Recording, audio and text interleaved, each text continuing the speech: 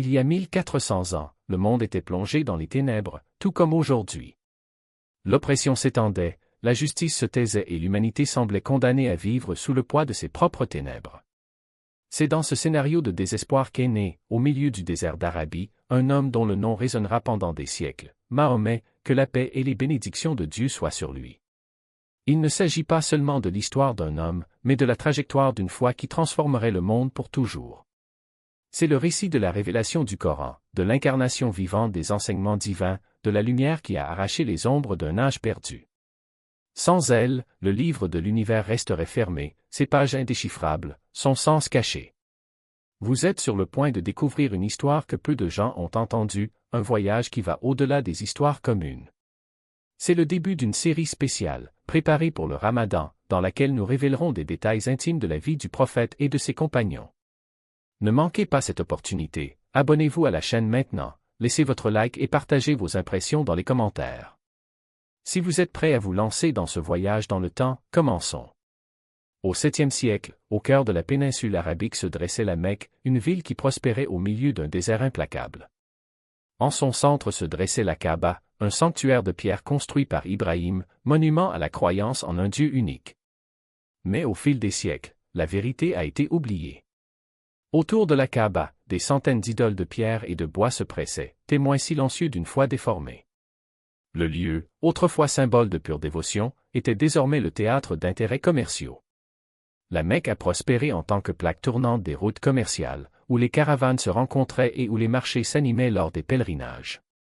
Les idoles ne représentaient pas seulement des croyances mais aussi du profit. Chaque année, de nouvelles statues étaient apportées de pays lointains et placées dans et autour de la Kaaba, tandis que les gens s'inclinaient devant elles. Cependant, quelque chose d'invisible planait dans l'air, l'histoire était sur le point de changer. Au même moment, au Yémen, Abraha, gouverneur de l'Empire aksumite, ambitionne de dominer la péninsule arabique. Envieux de la renommée de la Mecque, il souhaitait que les pèlerinages soient dirigés vers son royaume. Il bâtit un grand temple, mais personne ne le cherchait. Sa colère grandit et il décida de détruire la Kaaba. Il rassembla une armée de 60 000 hommes et fit venir d'Inde des éléphants, symbole d'une puissance invincible. L'immense troupe s'avança vers la Mecque et la panique se répandit. Les habitants de la ville, incapables de résister, se réfugient dans les montagnes, abandonnant la Kaaba à son sort. Lorsque les éléphants arrivèrent aux portes de la ville, quelque chose d'inexplicable se produisit, l'animal qui menait la marche refusa d'avancer. Fouet, cris, rien ne le faisait bouger. Soudain, le ciel s'assombrit et une immense volée d'oiseaux apparut à l'horizon. Le bruit de leurs ailes remplissait l'air et chaque oiseau portait de petites pierres dans ses griffes. Telle une pluie de feu, les pierres tombèrent sur l'armée, semant la terreur et le chaos. Les soldats tombèrent, les chevaux s'enfuirent désespérés et la troupe invincible de 60 000 hommes fut vaincue sans qu'une seule épée ne soit levée. La Kaaba a été sauvée. Cette année est devenue connue sous le nom d'année de l'éléphant, et c'est à cette même période que naquit à la Mecque un enfant qui avait perdu son père avant même de venir au monde. Tout comme aujourd'hui, dans un monde noyé dans l'injustice et l'obscurité, ce garçon a été envoyé en guise de miséricorde pour toute l'humanité. Non pas pour sauver une seule ville, mais pour transformer le destin de toute une époque. Mahomet, que la paix soit sur lui, est venu au monde sous des signes extraordinaires. Sa mère, Amina, a déclaré que cet accouchement ne ressemblait à rien de ce qu'elle avait jamais vécu.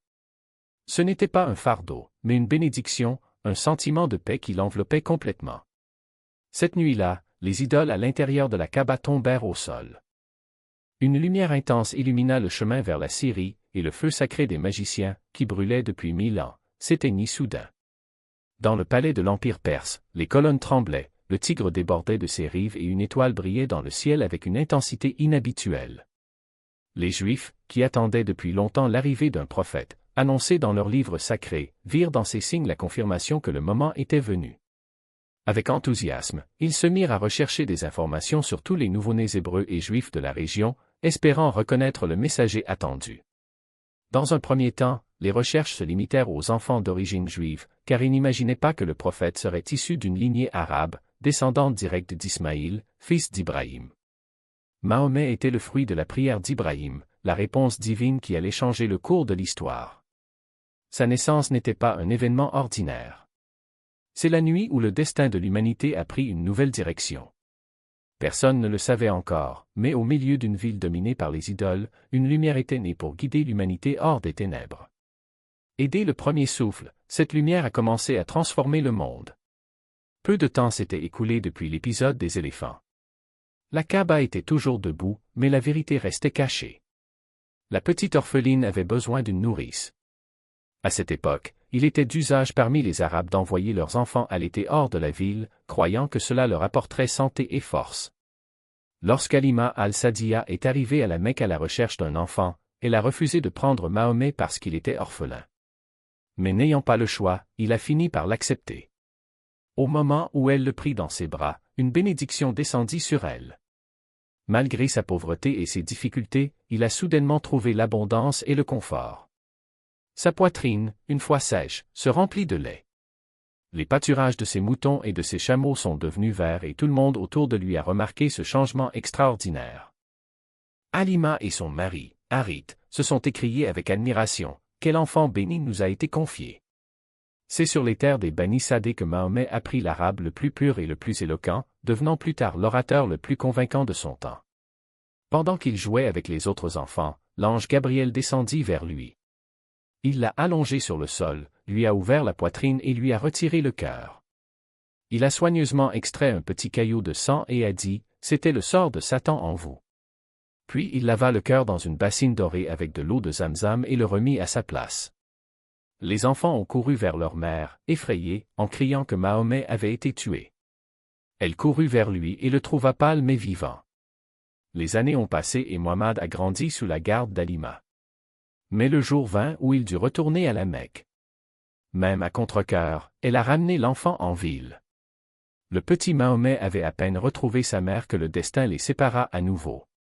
À l'âge de 6 ans, Amina tomba malade et décéda, le laissant complètement orphelin. Sur leurs épaules fragiles reposaient des fardeaux qu'aucun enfant ne devrait porter. L'ardeur d'une révélation qui brûlait en moi. Khadija, avec la sagesse de quelqu'un qui avait déjà vu l'invisible dans les yeux de son mari, l'enveloppa de manteau et lui murmura, « Allah ne t'abandonnera jamais, ô Amin. » « Que as-tu » Les mots sortaient saccadés, comme si chaque syllabe était tirée d'un endroit plus profond que l'âme elle-même. J'ai peur de devenir fou, ou qu'un mauvais esprit ne m'ait possédé. Khadija tenait son visage dans ses mains, les yeux fixes comme des rochers face à la tempête. Non, Muhammad. Ce qui te visite n'est ni un démon ni une illusion. C'est la lumière d'Allah descendant sur toi. Qui d'autre, sinon un prophète, serait digne d'une telle grandeur? Elle le savait. Il l'avait toujours su. Depuis le jour où elle l'avait vu conduire honnêtement sa caravane, depuis la nuit où ses rêves lui avaient montré le soleil et la lune se prosternant à ses pieds. Mais maintenant, face au tremblement de son corps et au feu de sa voix, la certitude devenait indéniable. Khadija n'a pas hésité. Il l'emmena chez Waraka ibn Nawfal, son cousin, un homme qui avait étudié les écritures anciennes et reconnu les signes du dernier messager. Waraka écoutait l'histoire les yeux larmoyants, sa barbe blanche tremblante d'émotion. C'est le Namus qui est descendu sur Moïse, dit-il, la voix rauque de révérence. Si je vis jusqu'au jour où ta mission commence, je serai à tes côtés. Mais je crains de ne pas voir ce jour-là. Ô Muhammad, quand cela arrivera, ne crains pas. Tu es l'élu. Et le monde ne sera plus jamais le même. Les paroles de Waraka résonnaient comme un serment sur les murs du temps. Mais la peur s'insinuait toujours dans la poitrine du prophète, comme une ombre qui refusait de partir. Les jours s'éternisaient et le silence régnait à nouveau dans la grotte d'Hira. Jusqu'à ce qu'un matin, la voix revienne, plus claire, plus urgente. Ô toi, enveloppé dans le manteau. Lève-toi et préviens. L'appel fut un tonnerre qui brisa le voile du doute. Mahomet se leva, son cœur battant comme un tambour de guerre, et descendit la montagne dans un but qui ne pouvait plus être ignoré. Les rues de la Mecque, autrefois familières, semblaient désormais étranges, comme si chaque pierre, chaque ombre murmurait des secrets que lui seul pouvait entendre. Les premiers à répondre à l'appel furent les plus proches, Khadija, la première croyante, dont l'amour est devenu l'encre au milieu de la tempête, là, le jeune lion qui avait grandi sous son toit, au cœur pur comme l'aube, Abu Bakr, l'ami fidèle, dont la foi était aussi ferme que l'or qu'il échangeait. Mais la Mecque n'était pas prête. Les puissants de la ville, les gardiens des idoles, les hommes qui profitaient de l'ignorance, ils n'accepteraient pas facilement le message qui menaçait leur trône de sable. Comment un Dieu unique peut-il remplacer nos dieux, riaient les dirigeants des crèches, tandis que leurs esclaves et les pauvres, les oubliés, ceux qui n'avaient rien à perdre, s'approchaient en silence, attirés par la promesse de justice. La poursuite commença comme un vent froid, mais se transforma bientôt en tempête. Les insultes se sont transformées en pierres. Pierre, épée. Bilal, l'esclave noir à la voix mélodieuse, a été couché sur des charbons ardents par son maître, qui lui a demandé de renoncer à sa nouvelle foi. Ahad! Ahad! Un! A crié Bilal, sa voix résonnant dans le désert tandis que sa chair brûlait. Muhammad, en entendant le rapport, a pleuré. Non pas par faiblesse, mais par une douleur que seuls les prophètes connaissent, la douleur de voir la souffrance des innocents et de savoir que le chemin était encore long. Et puis vint la nuit où le ciel s'ouvrit. Le voyage nocturne d'Al-Isra, lorsque le prophète fut emmené de la Mecque à Jérusalem en un clin d'œil, chevauchant Burak, la créature au pas si long qu'ils atteignaient l'horizon. Et de là, l'ascension al-Miraj, où les cieux se replièrent devant lui, où Moïse et Jésus l'attendaient, où Allah lui-même lui accorda la prière, le don qui unira les croyants jusqu'à la fin des temps. Quand il revint, les incroyants rirent. Comment un homme peut-il aller et revenir à Jérusalem en une nuit? Abou Bakr répondit sans hésitation, s'il l'a dit, alors c'est vrai. Je crois même le plus impossible. Mais la foi ne suffisait pas. La persécution s'est intensifiée. Les musulmans ont été boycottés, affamés, chassés de chez eux. Même le prophète, l'homme qui n'a jamais menti, était traité de fou, de poète, de sorcier. Khadija, son roc, sa conseillère, est tombée malade. Des années de privation avaient affaibli son corps, mais pas son esprit. Dans ces derniers jours, elle a tenu la main de Mahomet et lui a murmuré, « Ne crains rien, ô messager d'Allah. Même si je pars, il ne te laissera jamais tranquille. » Et lorsqu'elle ferma les yeux pour la dernière fois, le prophète l'enterra de ses propres mains, le cœur brisé, mais sa mission inébranlable. L'année de la tristesse. C'est ainsi que cela a été marqué dans l'histoire. Mais le deuil ne durera pas éternellement. Au milieu de l'obscurité, une lumière s'est approchée. Les dirigeants de Yathrib, une ville au nord, entendirent parler de l'homme qui prêchait la justice et l'unité. Ils avaient besoin d'un médiateur, quelqu'un qui puisse unir les tribus en guerre. C'est ainsi que, sous le couvert de la nuit, les premiers musulmans ont commencé à migrer à l'Hijra, laissant derrière eux leurs maisons, leurs biens, tout ce qu'ils connaissaient. Mohammed, le dernier parti, se tourna une dernière fois vers la Mecque, les yeux pleins de larmes. « Ô la Mecque, tu es pour moi la terre la plus aimée. Si tes enfants ne m'avaient pas chassé, je ne t'aurais jamais quitté. » Mais le destin n'était pas fait d'adieu, mais de nouveaux départs. À Yathrib, bientôt appelée Madina un Nabi, la cité du prophète, une nouvelle ère commença.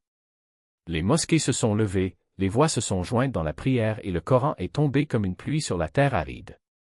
Mais les ennemis n'étaient pas vaincus. Ils marchaient avec des armées, assoiffées de sang. À Badr, une poignée de croyants faisait face à une armée 3 fois plus nombreuse. Et ils ont gagné. Non pas par la force des épées, mais par la force de la foi. À Uhud, la bataille fut féroce et le prophète tomba blessé, les dents cassées, le visage couvert de sang. Mais malgré cela, il leva les mains et pria, « Ô Allah, pardonne à mon peuple, car il ne sait pas. » Ainsi, entre victoire et épreuve, le message s'est répandu. Comme une graine plantée dans le désert, qui traverse la terre ferme et fleurit contre toute attente. Mahomet, l'orphelin qui avait porté le poids du monde sur ses fragiles épaules, est devenu le chef qui a uni les tribus, le juge qui a jugé avec justice, le mari qui a aimé ses femmes avec dévotion, le père qui a pleuré la perte de ses enfants, le guerrier qui s'est battu avec courage, mais toujours avec miséricorde. Il n'était pas un roi. Il n'a pas recherché le pouvoir. Son trône était le cœur des croyants et son royaume était l'éternité. Et au moment de partir, il rassembla une dernière fois ses compagnons. D'une voix faible mais claire, il dit, « Traitez bien ceux qui sont sous votre protection. N'oubliez pas les pauvres. Ne laissez pas l'envie ou la haine vous diviser. Je vous laisse 2 choses, le livre d'Allah et ma sunna. Suivez-les et vous ne vous éloignerez jamais du chemin. » Et puis, la tête posée sur les genoux d'Aïcha, son épouse bien-aimée, il sourit comme s'il voyait quelque chose au-delà du voile et ferma les yeux sur ce monde. Mais sa lumière ne s'est jamais éteinte. Parce que Mahomet n'était pas qu'un homme. C'était un phare. Une miséricorde pour l'humanité. Et aujourd'hui encore, lorsque l'appel à la prière résonne dans les minarets, lorsque les mains se lèvent en supplication, lorsque les cœurs se tournent vers la Mecque, c'est sa voix qui guide encore les perdus, son message qui guérit encore les blessures, son amour qui unit encore les croyants. Et nous ne t'avons envoyé qu'en guise de miséricorde pour les mondes. Coran 21, 107. Et il en sera ainsi jusqu'à la fin des temps. Négocié. Il ne peut pas être dilué. Il ne peut être échangé contre des miettes d'acceptation ou de fausses trêves. Et ainsi, à mesure que l'obscurité s'approfondissait, la lumière devenait plus brillante. Chaque insulte, chaque pierre lancée, chaque torture infligée ne faisait que révéler la vérité. L'islam n'était pas une idée passagère, un caprice d'homme, mais un feu divin qui consumerait les mensonges et purifierait les cœurs. Les premiers croyants, ceux qui avaient bu à la fontaine de la révélation, ne reculèrent pas. Non pas parce qu'ils étaient physiquement forts, mais parce qu'ils avaient goûté à quelque chose qu'aucune puissance terrestre ne pouvait leur enlever, la douceur de la foi. Bilal, la poitrine écrasée sous le poids des pierres, répétait « Ahad, Ahad », comme si chaque syllabe était un bouclier contre la douleur.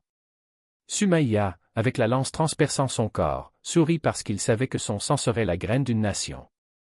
Et Abu Bakr, le généreux, a dépensé sa fortune pour libérer des esclaves, achetant la liberté de Bilal et d'autres, parce qu'il avait compris que la vraie richesse n'était pas dans l'or, mais dans ceux qui transmettaient le message. Les Créchites, cependant, ne comprirent pas. Pour eux, l'islam représentait une menace non seulement pour leur Dieu, mais aussi pour leur pouvoir. Si les faibles se soulevaient, si les esclaves devenaient frères, si les femmes héritaient, que resterait-il de leur autorité? Par conséquent, la persécution s'est intensifiée. Les croyants ont été boycottés, leur commerce ruiné, leurs maisons lapidées. Les plus vulnérables, ceux qui n'avaient pas de tribu, ceux qui n'avaient pas de protecteurs ont subi les pires atrocités. Mais au milieu du désespoir, l'inattendu est apparu, la solidarité. Ceux qui avaient peu ont partagé le peu qu'ils avaient. Ceux qui étaient libres protégeaient ceux qui étaient esclaves. Et surtout, il y avait lui Mohammed, sallallahu alayhi wa sallam, le dernier des prophètes, l'homme qui portait le poids du monde sur ses épaules mais dont les yeux ne perdaient jamais leur tendresse. Lorsque les épines lui transperçaient les pieds, il les enlevait patiemment. Lorsque les insultes ont résonné, il a répondu par le silence et la prière. Lorsqu'on lui offrait le monde en échange de sa mission, il montrait le ciel et disait, « Même s'il mettait le soleil dans ma main droite et la lune dans ma gauche, je n'abandonnerai pas cette cause. » Et puis vint le moment où la patience s'épuisa. La révélation est descendue comme une épée tranchante, la permission de combattre a été accordée à ceux qui ont été attaqués, parce qu'ils ont été lésés. Coran 22, 39. Ce n'était pas un appel à la guerre, mais à la justice.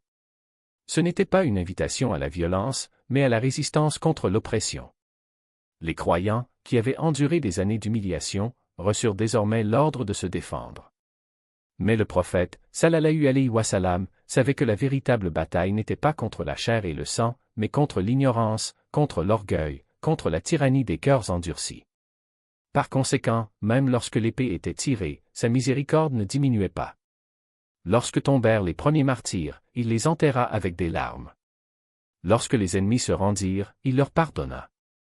Lorsque la victoire arrivait, il l'attribuait à Allah et non à lui-même. Et ainsi, petit à petit, le message s'est répandu. Pas pour les armes, mais pour la fermeté. Non pas par la force brute, mais par une conviction inébranlable. Les Créchites ont tout essayé pot de vin, menaces, tortures, boycott, mais rien n'a arrêté la progression de la vérité. Parce que l'islam n'était pas un système politique, ni une philosophie passagère. C'était la voix de Dieu qui résonnait à travers les siècles, rappelant l'humanité à son objectif originel, adorer l'un, servir les autres, vivre avec justice. Et ceux qui l'ont accepté ne l'ont pas fait par peur, mais parce qu'ils sentaient, au plus profond de leur âme, que c'était la réponse qu'ils cherchaient depuis toujours. La Mecque pourrait brûler sous le soleil implacable. Les idolâtres pouvaient serrer les poings. Les puissants pourraient conspirer. Mais rien de tout cela n'avait d'importance. Parce que lorsque la vérité est révélée, elle ne peut être contenue. Elle se répand comme le vent, touche les cœurs comme la pluie et transforme le désert aride en jardin de foi. Et il en fut de même pour l'islam. Et il en sera ainsi jusqu'à ce que le dernier appel à la prière résonne à travers la terre. Et avancer au-delà des limites du connu, où la lumière devient si intense que les yeux des mortels ne pourraient la supporter. Là où le temps se dissout et l'espace s'incline devant la grandeur du Créateur, il fut reçu avec une proximité qui transcende toute compréhension humaine. À partir de ce moment, 5 fois par jour, les croyants seraient appelés à s'incliner vers ce même horizon non pas par hasard, mais parce que le ciel lui-même s'était incliné devant la vérité qu'il portait. Et à son retour, la terre sous ses pieds n'était plus la même. Les mécréants de la Mecque ont ri, le traitant de fou. Comment un homme peut-il aller et revenir à Jérusalem en une seule nuit? Il se moquait, comme si la distance se mesurait seulement en pas et non en miracles. Mais les cœurs qui avaient déjà été touchés par la lumière n'avaient besoin d'aucune preuve, ils le savaient. Et ceux qui doutaient encore verraient bientôt leur incrédulité brisée comme du verre sous le poids des preuves. Car la vérité ne se contente pas d'être entendue. Cela demande à être vécu. Ainsi, lorsque le prophète revint, il apporta avec lui non seulement la confirmation de sa mission, mais aussi la carte même du chemin que l'humanité devrait suivre. La prière, autrefois acte de dévotion individuelle, est devenue le pilier qui soutiendrait toute une civilisation. Jeûne, charité, pèlerinage, chaque obligation révélée n'était pas un fardeau mais une clé, une manière de purifier l'âme et d'élever l'esprit jusqu'au point où l'homme pouvait, l'espace d'un instant, toucher le divin. Et ceux qui l'ont suivi? Ils n'étaient plus les mêmes. Ceux qui avaient été esclaves sont désormais devenus des dirigeants. Ceux qui avaient été opprimés portaient désormais le flambeau de la justice. Ceux qui avaient été ignorés étaient désormais les gardiens d'un message qui allait changer le cours de l'histoire. Parce que l'islam n'est pas venu pour les faibles d'esprit, mais pour ceux qui, même dans les ténèbres, ont encore le courage de chercher la lumière. Les dirigeants mécois ont tout essayé, corruption, isolement, violence. Mais comment arrêter un fleuve qui a déjà débordé? Comment éteindre un feu qui a déjà consumé du bois sec? Ils ne comprirent pas qu'ils ne luttaient pas contre un homme, mais contre une force qui venait du Créateur lui-même. Et quand ils s'en rendirent compte, il était déjà trop tard. La graine avait été plantée et les racines se répandaient déjà sous terre, invisibles mais incassables. La migration vers Médine était proche. Le dernier acte de résistance à la Mecque touchait à sa fin. Et lorsque le prophète quitterait cette ville, il ne serait pas comme un fugitif, mais comme un conquérant, non pas des terres, mais des âmes. Parce que la vérité n'a pas besoin d'épée pour gagner. Il lui faut juste des cœurs disposés à le recevoir. Et ces cœurs, une fois touchés, ne seraient plus jamais les mêmes. Ne vous affligez pas, car Allah est avec nous. Et là, dans l'obscurité de cette grotte, la promesse divine s'est à nouveau réalisée. Les ennemis, à quelques pas de là, ne voyaient pas ce qu'ils avaient sous les yeux. Une toile d'araignée, tissée à l'entrée de la grotte, semblait intacte. Un oiseau y avait fait son nid, comme si aucun homme n'y était jamais passé. La logique humaine a échoué, mais la protection d'Allah ne connaissait pas de limite. Les poursuivants frustrés retournèrent à la Mecque. Pendant ce temps, le prophète et Abou Bakr, que la paix soit sur lui, attendaient le bon moment. Durant ces 3 jours, la divine providence ne les abandonna pas. Un berger fidèle, qu'il ne connaissait pas, leur apporta du lait frais.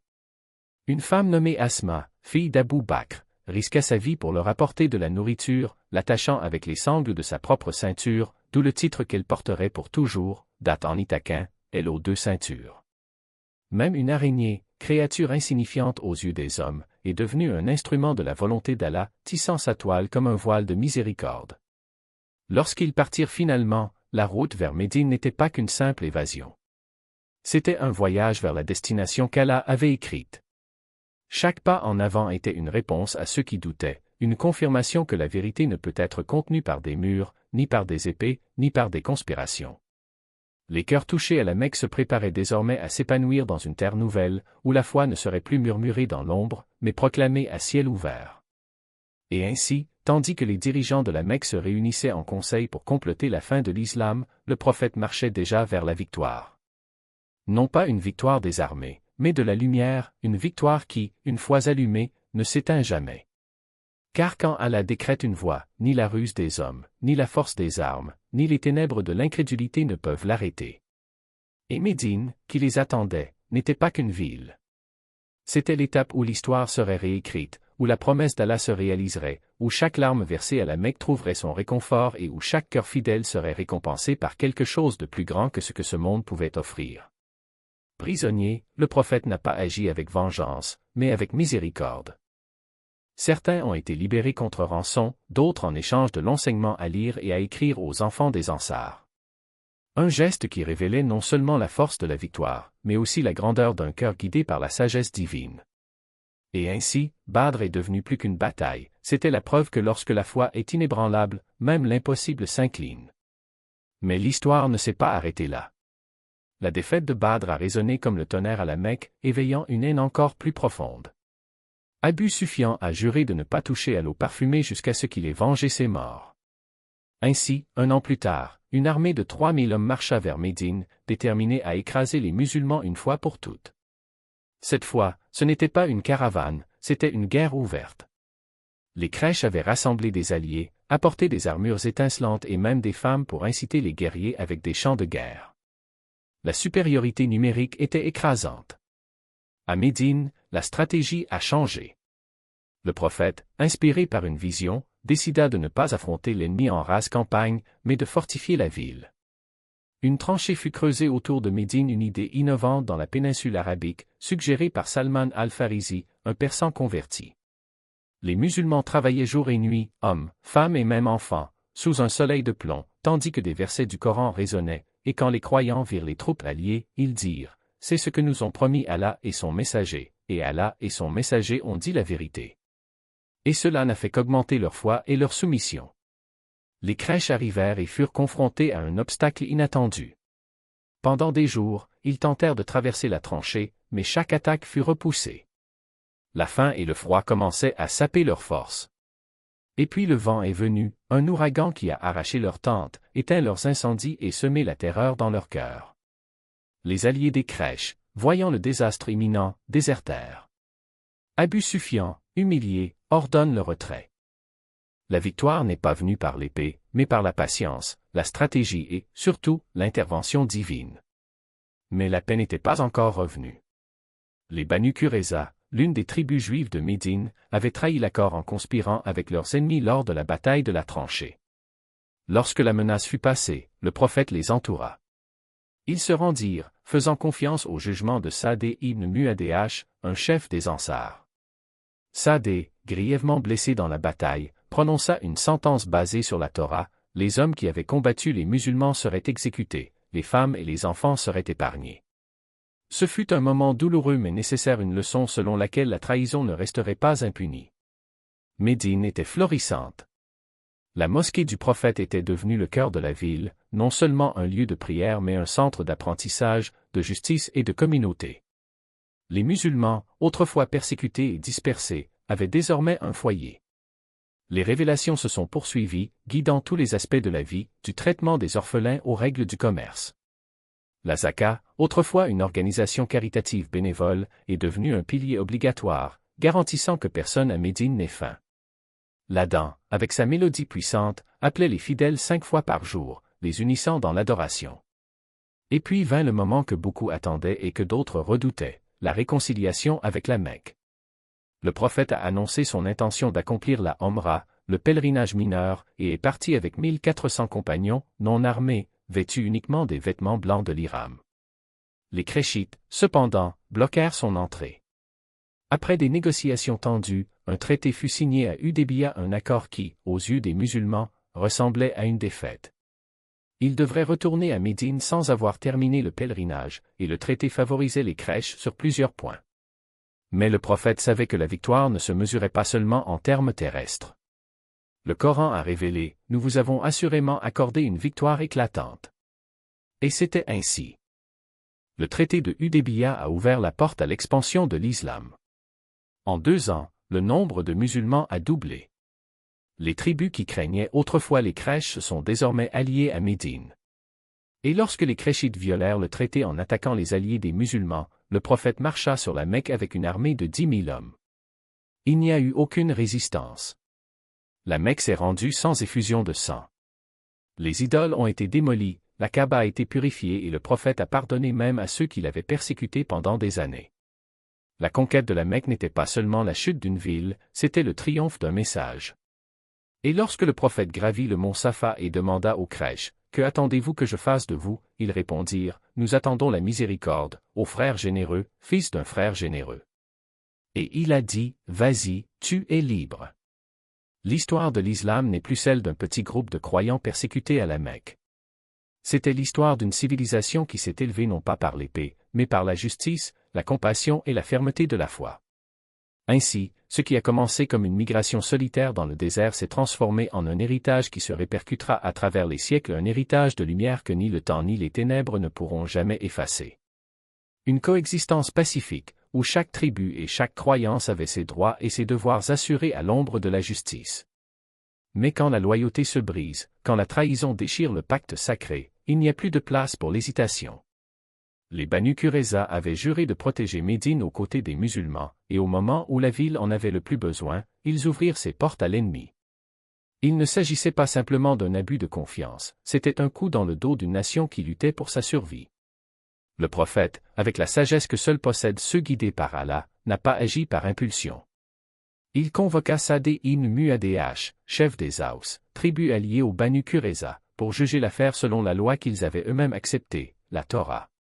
Et la Torah était claire. Quand vous assiégerez longtemps une ville et que vous la combattez pour la prendre, vous ne détruirez pas ses bosquets, ni n'abattra ses arbres fruitiers, mais vous en mangerez. Vous ne les couperez pas, car ils sont la subsistance des hommes. Mais celui qui agit par perfidie et se rebelle contre vous, il sera passé au fil de l'épée. Deutéronome 20, 19 à 20.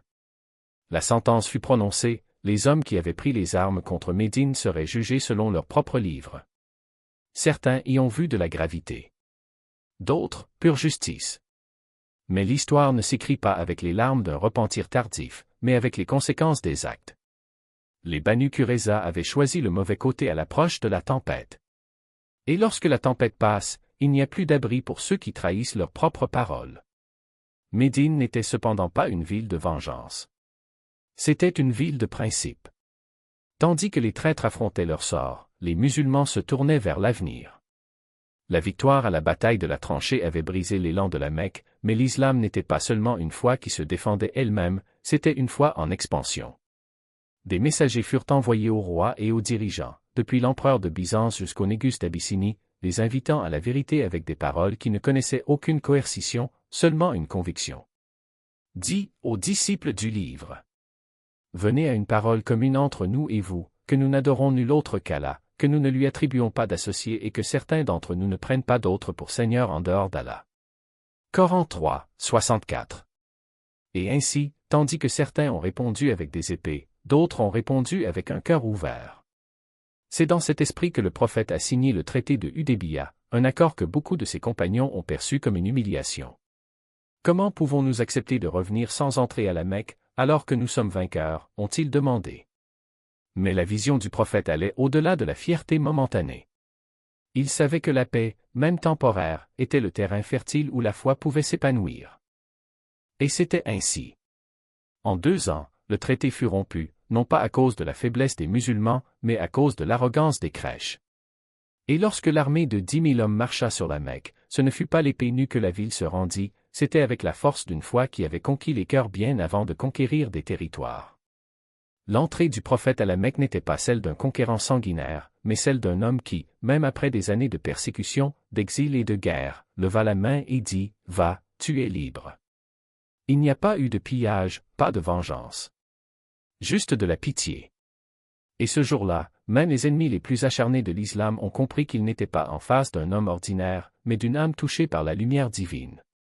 L'héritage de Médine n'était pas constitué de murs de pierre, mais de principes inébranlables, justice pour le traître, miséricorde pour le repentant, fermeté dans la foi et patience dans les épreuves. Et lorsque le prophète a quitté ce monde, il n'a pas laissé un empire d'or, mais une civilisation de lumière, une lumière qui, même après 14 siècles, continue d'éclairer les chemins de ceux qui recherchent la vérité. Parce que l'islam ne s'est pas construit sur la force des armes, mais sur la force de la conviction. Et la conviction, frère, est la seule chose que le temps ne pourra jamais effacer. Aux musulmans. Il ne s'agissait pas d'une capitulation forcée, mais d'un pacte de coexistence, un témoignage vivant que la victoire de l'islam ne se mesurait pas par la destruction, mais par la justice. Ainsi, Khaybar, qui avait été pendant des années un nid de conspiration et d'hostilité, est devenu un symbole de la façon dont la miséricorde peut transformer même les cœurs les plus endurcis. Mais l'histoire ne s'est pas arrêtée là. Alors que les vents de paix soufflaient sur la péninsule arabique, le prophète regardait au-delà des frontières, au-delà des dunes et des montagnes. Le monde, jusqu'ici enfermé dans ses rivalités tribales et ses petites disputes, avait besoin d'entendre le message d'Allah. Ainsi, tel un phare sans limite, l'islam s'est élevé non seulement en tant que foi, mais aussi en tant que vocation universelle. Des lettres furent envoyées aux plus grands dirigeants de l'époque, à l'empereur de Byzance, au roi de Perse, au Négus d'Abyssinie, au gouverneur d'Égypte. Chaque mot écrit n'était pas un ultimatum, mais une invitation. Venez à la parole commune entre nous et vous, que nous n'adorons nul autre qu'Allah, que nous ne lui associons rien et que nous ne nous prenons pas les uns les autres pour seigneurs en dehors d'Allah. Certains ont répondu avec arrogance, d'autres avec curiosité, mais peu ont compris, à ce moment-là, qu'ils étaient face à une révolution silencieuse. Le Négus, cependant, connaissait déjà la vérité. Il avait accueilli les premiers musulmans dans son pays, les protégeant comme s'ils étaient ses propres enfants. Lorsqu'il reçut la lettre du prophète, les larmes lui remplirent les yeux. « Par Allah, dit-il, si je pouvais être à ses côtés, j'irais là-bas, même si je devais traverser des déserts et des mers. » Ainsi, sans épée ni combat, l'islam a planté ses racines dans le cœur d'un roi chrétien. Pendant ce temps, à la Mecque, les cœurs commençaient à s'attendrir. La paix de Hudaybiya, qui avait d'abord semblé une défaite, se révélait désormais comme la clé qui ouvrirait les portes de la ville sainte. 2 ans après le traité, les musulmans sont revenus pour accomplir la promesse de la Omra, non pas en tant qu'envahisseurs, mais en tant que pèlerins. Et lorsqu'ils sont entrés à la Mecque, il n'y avait pas de sang dans les rues, pas de cris de guerre, juste le silence respectueux d'un peuple qui avait enfin reconnu la vérité. Le prophète faisait le tour de la Kaaba sur son chameau, tandis que les Quraysh, autrefois ses plus féroces ennemis, regardaient de loin.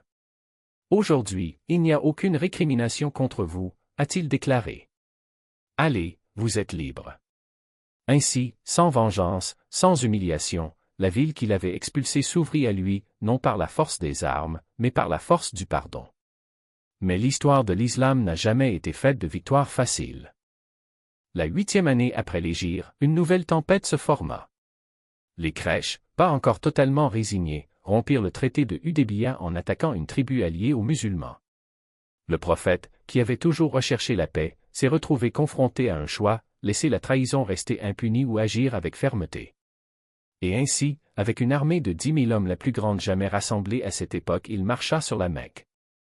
Il n'y avait aucune haine dans son cœur, seulement la détermination de rétablir la justice. Lorsque les troupes sont entrées dans la ville, il n'y a pas eu de pillage. Les dirigeants Quraysh, qui persécutaient les musulmans depuis des années, s'attendaient à la mort. Mais le prophète, debout devant la Kaaba, leur demanda « Que attendez-vous que je fasse de vous ?» Et eux, humiliés, répondirent « Nous espérons la miséricorde d'un noble frère. » Et il a dit « Vas-y, tu es libre. » C'est ainsi que la Mecque, la ville qu'il avait rejetée pendant 13 ans, devint le cœur de l'islam.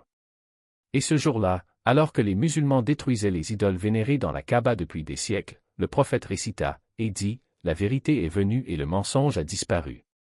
En effet, le mensonge est quelque chose qui disparaît. Il n'y a pas eu de célébration de la conquête, mais de la libération. Parce que l'islam n'est pas venu pour asservir, mais pour libérer des idoles, des superstitions, des chaînes qui enchaînent l'âme. Et puis, alors que tout semblait consolidé, que les tribus d'Arabie commençaient à se soumettre à la vérité, arriva le moment que tout le monde redoutait. Le prophète, qui pendant des années avait guidé les musulmans par sa sagesse, tomba malade. Ce n'était pas une maladie soudaine, mais un lent déclin, comme si le temps lui-même lui donnait l'occasion de lui dire au revoir. Ainsi, dans les derniers jours, il rassembla ses compagnons et leur dit, « Traitez bien ceux qui sont sous votre charge. Nourrissez-les comme vous vous nourrissez, habillez-les comme vous vous habillez. Et s'ils commettent une faute, pardonne-leur, car Allah vous pardonnera. » Des mots simples, mais qui portaient le poids de toute une civilisation.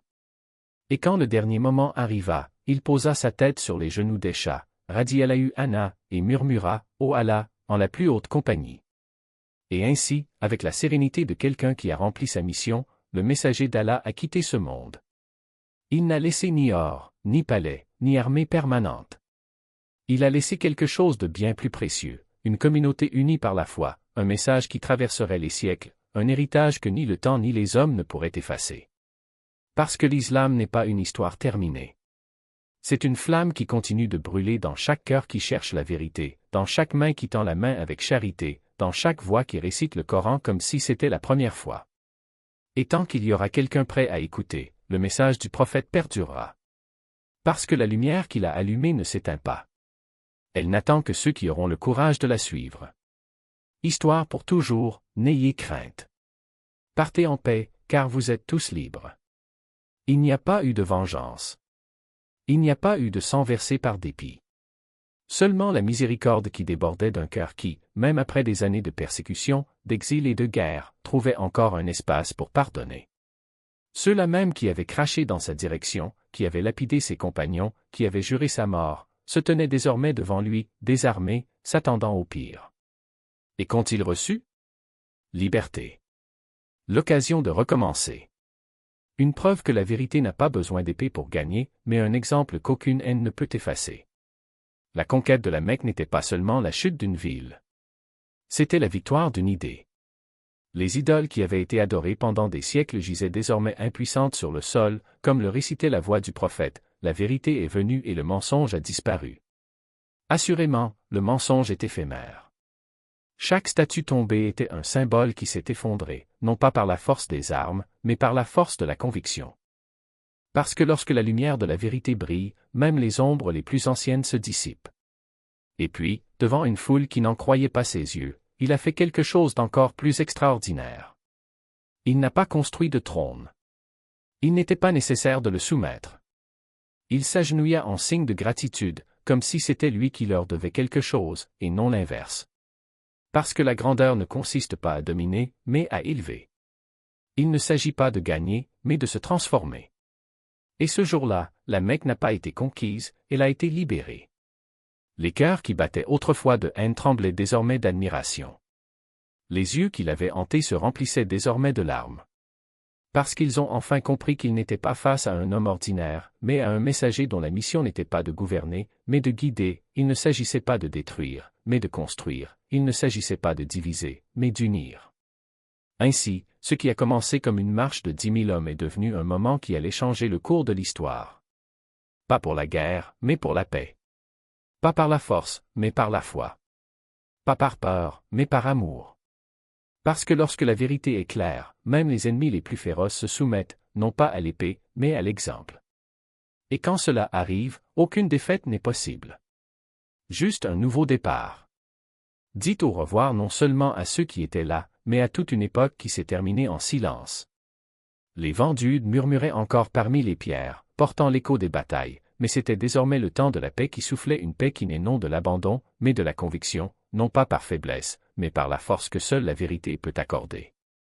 Et puis, comme si chaque mot était la dernière goutte d'un calice sacré, le prophète commença à tomber malade. Ce n'était pas une maladie banale, mais le poids d'une mission accomplie, la fatigue de quelqu'un qui avait porté le monde sur ses épaules et s'apprêtait maintenant à le rendre à celui qui l'avait confié. Pourtant, même les jours de fièvre et de faiblesse, sa lumière ne s'éteignait pas. Il rassembla ses compagnons à la mosquée et, d'une voix toujours aussi ferme, leur rappela « Traitez bien les femmes. Prenez soin des orphelins. Ne laissez pas la discorde se propager entre vous, car c'est la lame qui coupe le tissu de la fraternité. » Et quand quelqu'un lui proposa des médicaments, il refusa en souriant, l'heure n'est plus aux guérisons terrestres. Il est temps de se rappeler que tout revient à Allah. Les jours devenaient plus courts, comme si le temps s'accélérait pour suivre le rythme d'un cœur qui ne battait plus seulement pour lui-même, mais pour toute la Oumma.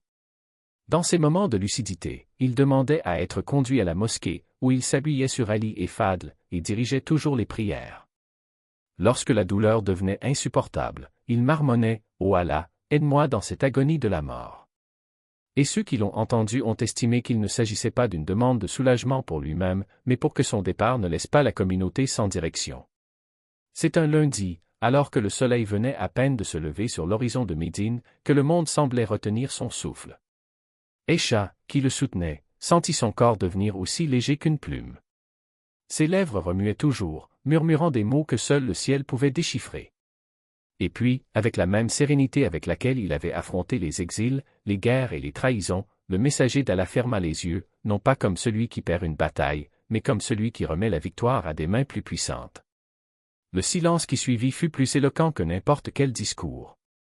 Ses compagnons, qui avaient vu les empires trembler à sa parole, tremblaient désormais devant le vide laissé par son absence. Oumar, le lion des temps anciens, éleva la voix désespérée. Celui qui dit que le prophète est mort, je le tuerai avec cette épée. Mais Abou Bakr, avec la sagesse de celui qui avait déjà compris l'inévitable, monta sur le minbar et récita « Quiconque adorait Muhammad, faites-lui savoir que Muhammad est mort. Mais quiconque adorait Allah, faites-lui savoir qu'Allah vit et ne meurt pas. » Et ainsi, comme un éclair qui traverse les ténèbres, la vérité a prévalu, le messager était parti, mais le message restait éternel, incassable, comme les étoiles qu'il avait autrefois désignées comme signe du Créateur. Le chagrin s'est répandu comme une ombre, mais ce n'était pas l'ombre d'une défaite. C'était le deuil de quelqu'un qui perd un père, un guide, un ami, mais pas sa foi.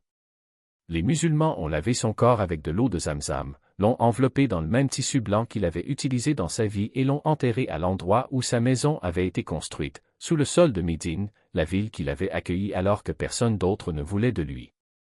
Et quand la terre fut posée sur lui, c'était comme si l'univers lui-même retenait son souffle, s'attendant à ce qu'à tout moment il se lève et dise « Ne pleure pas.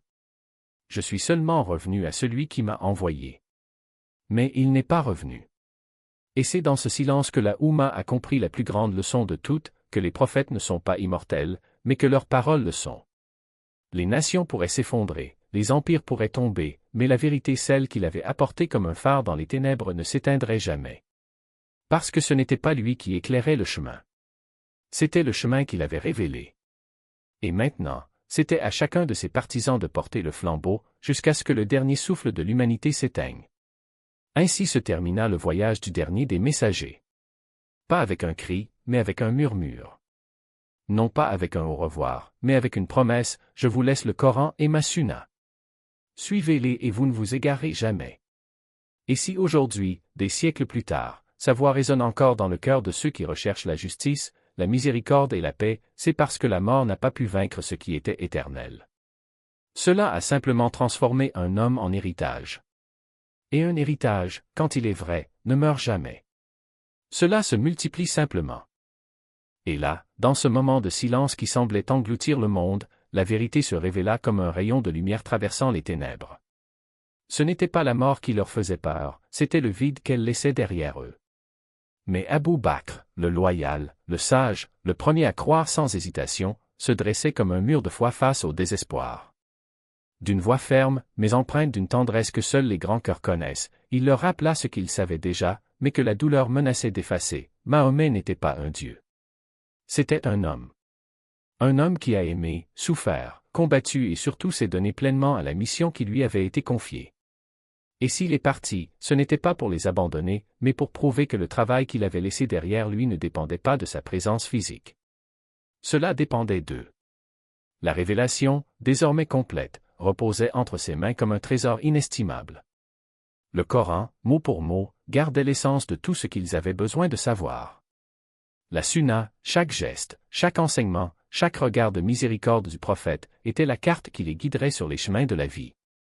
La Oumma, autrefois composée d'une poignée de personnes persécutées à la Mecque, se présente désormais comme une communauté unie par la foi, la justice et l'amour. Et si auparavant le doute les hantait, maintenant la responsabilité les interpellait. Ils n'étaient pas orphelins. Ils étaient héritiers. Médine a pleuré, mais n'a pas cédé. Les larmes qui coulaient sur les visages de ses compagnons n'étaient pas de défaite, mais de gratitude. Parce que celui qui est parti ne les avait pas laissés seuls. Il leur a laissé un héritage vivant et palpitant, capable de traverser les siècles sans perdre sa force. Et lorsque le corps du prophète a été déposé sur le terrain sacré, à côté de la mosquée qu'il avait lui-même contribué à construire, ce n'est pas un au revoir qui a été entendu. C'était une vocation. Un appel pour chacun d'eux et pour chacun d'entre eux à devenir un maillon de la chaîne de la foi, un gardien du message, un porteur de la lumière qu'il a allumée. 23 ans de révélation. 23 ans de lutte, de sacrifice, de miracles et d'humanité.